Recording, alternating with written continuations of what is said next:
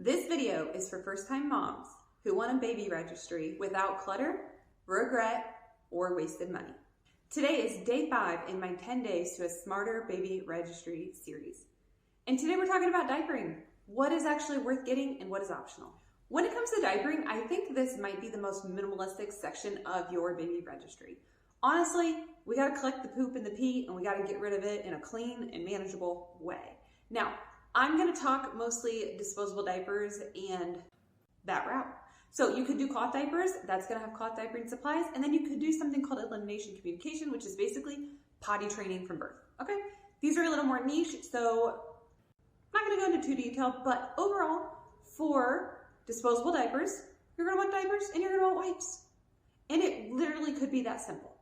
The next couple items you're gonna want: diaper bag. I love a diaper caddy. It is not needed. You could get an Amazon box and make that your diaper caddy. You could if you're on a budget. 100% you could. But for me, that diaper caddy, I use it all the time. I like the organization. And I've already thought of how I can use my diaper caddy in the future.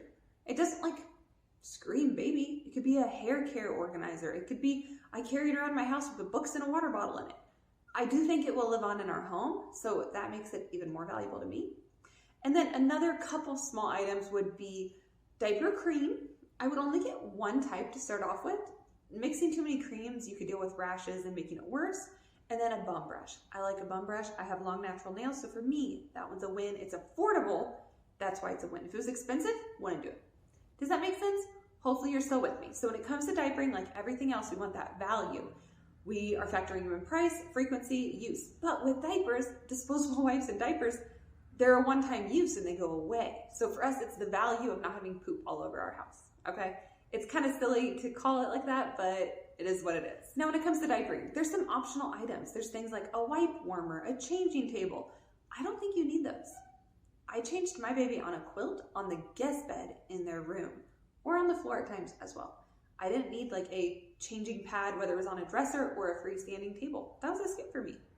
For you, it might not be a skip though, because you might say, I change diapers 10 times a day and we do it every single day and we're gonna do it till they're 3. Not that many times a day till they're 3. So for you, you might say, that is worth buying. But my question is, are you actually gonna use it?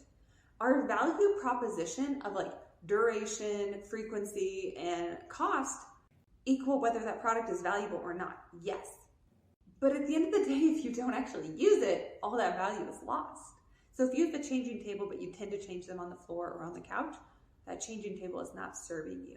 All right, if it becomes a clutter collector, it's not serving you right. All right, so make sure that you are buying items that you truly believe you're gonna use, and you gotta picture what life looks like with a baby.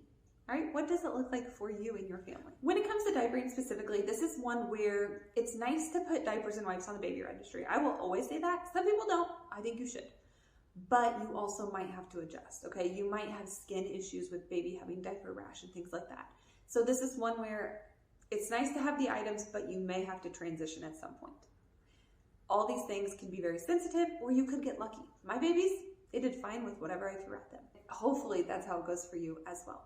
But remember, with anything on our baby registries, we have to just live and grow and adapt, and that's okay. Your baby registry is never going to be perfect. If diapering your baby feels a little overwhelming, that's totally fine. Honestly, try to simplify it down to collecting pee and poop and disposing of them without making a mess in your home. And finally, remember that your baby registry is not about having all the items. It's about having the items that are right for you. Day 6 is a fun one. We are going to talk about baby clothing and what is worth putting on your baby registry and what is worth skipping. See you there.